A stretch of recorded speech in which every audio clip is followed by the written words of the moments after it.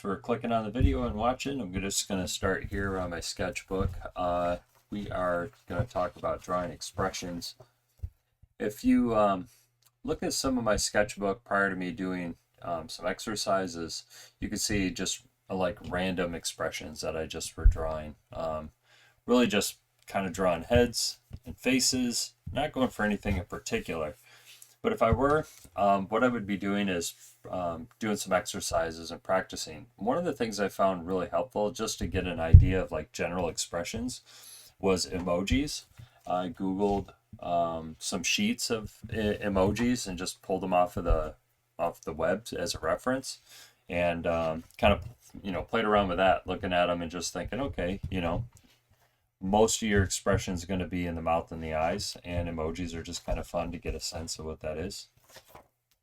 But the previous video we talked about heads, how to draw heads, and really that depended upon the type of creature we were drawing. So where we talked about the Loomis and the Riley method, maybe not applying to something like a bird or a snake or some other creature, where the proportions aren't quite exact to the human head, we would want to start out with something like shape. Now here is something that I do occasionally, which is I draw different styles of eyes, and then I draw also different styles of eyebrows, different shapes of mouths. So this one looks like it's smiling, a little more different smile, open mouth. It's funny because as I put these underneath the eyes, they develop their own face. But I did some more eyes and lips and eyebrows. And so this is what I would do. One of the techniques I would use is just spend some time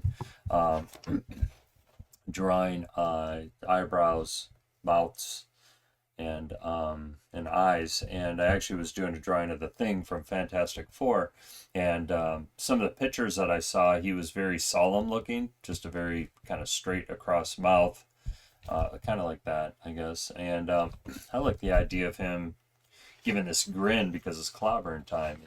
He's going to look at the Hulk and suddenly be like, you messed up, buddy. It's clobbering time. So, just to kind of get an idea, when you're drawing expressions, doing those exercises where, you're drawing some eyebrows, different types of eyes. And this can also depend on this, I don't like necessarily saying having people focus on certain styles. I think as you draw more, though, you start to develop the ability to move around in different styles. And, one style can be these kind of eyes here. A couple other things I was thinking about is minions. Minions are really expressive, so that's a good one to look up. And also Aang from Last Airbender. He's very, very expressive. But in this case, if I were trying to draw a couple different ways, one way would be to start with that shape of the head. Another way would be to start putting in the expression first and then work around it. And let's see here, put in the shape of the head once I got the expression in. So it really depends kind of what you're trying to achieve.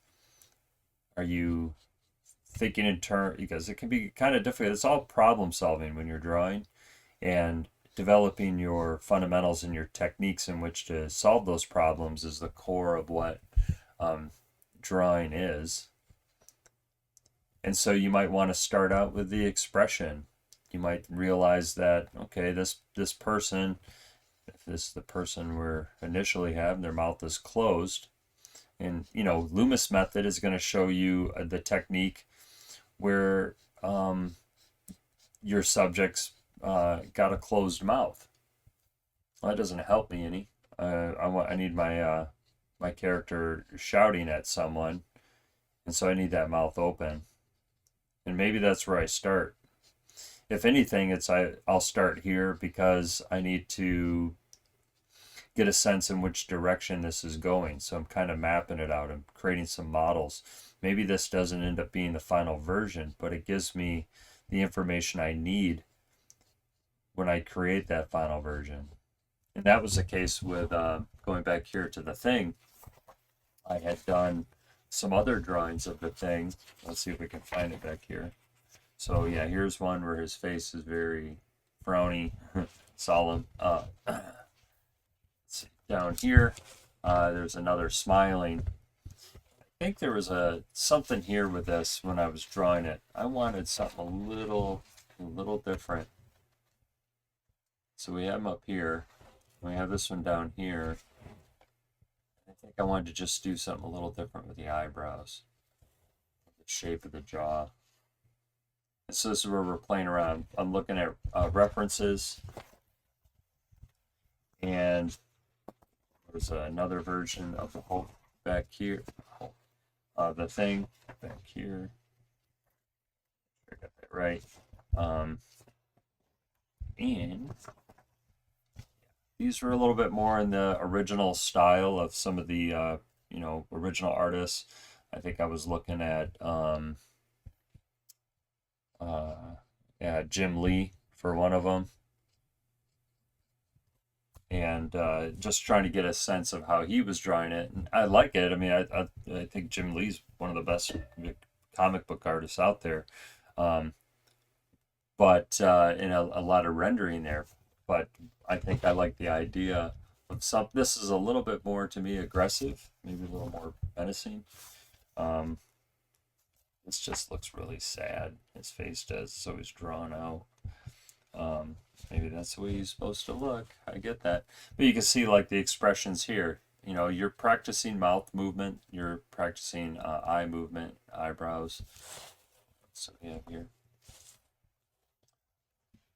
But I went back in looking at some of my older sketchbooks, and this was one of the exercises I would do, so I replicated that again.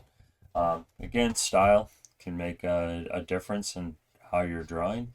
So if you're doing the uni eyes kind of thing, practice doing that. Give your uni eye give them different expressions. And eyebrows make such a big difference in how your character looks and emotes on the page. You know, I could have made that a smile, and he would have been smiling instantly. Turned it into a frown. He looks a little nervous.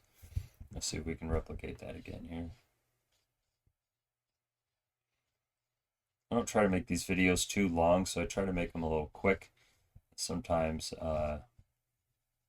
I have ideas on things I want to say, and then I forget what I'm saying. So instantly just changes the demeanor of that character, which is funny. In the previous video, I talked about also sketching light. I gave a few different reasons on how to and why to sketch light. You can watch that video, but that's usually where I start. Use this pencil that has I think a 6H lead in it, so it's a harder lead. It doesn't leave as much of an impression, and that lets me get a little bit more sketchy with my my drawings, whether it's the expression or the body or whatever. And then if I don't like something, it's either easy for me to erase, or I can just kind of make a quick adjustment to it, and then I can go in with a darker pencil. I tend to draw with these a lot because I have them always handy. Learn to sketch pretty light with these. But going in there and using a darker lead, these are usually your HB. Yep, this reads HB on there. Which they're not promoting this channel or anything like that, but I do like the Bic pencils, and I like their lead. Their leads are actually really good. Some lead can feel real waxy, and this is not the case with these. And they're cheap. You can buy a whole pack of them for like $10. So it's a pretty good deal. But that's what I would suggest. Go through, as I did back here in this, do something like this. Look up some emojis, look up some minions, just copy their expressions, and then apply that over to your characters, you know. Give them those big toothy grins, give them those exaggerated frowns. You have a character here, looks like he's shouting.